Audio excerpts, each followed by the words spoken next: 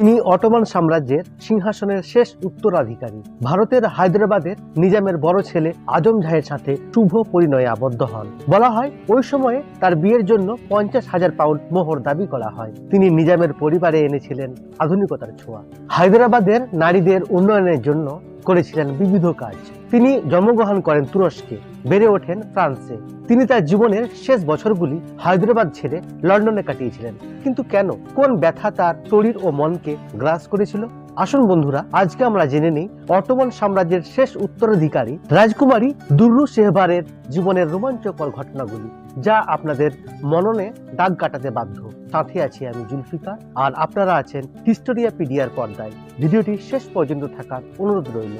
দুররু শেহবার সুলতান 1914 সালের জানুয়ারি মাসের 16 তারিখে কনস্টান্টিনোপলের অংশ উস্কুদারের সামলিকা প্রাসাদে জন্মগ্রহণ করেন। তিনি এমন সময়ে জন্মগ্রহণ করেন যখন উসমানীয় সাম্রাজ্য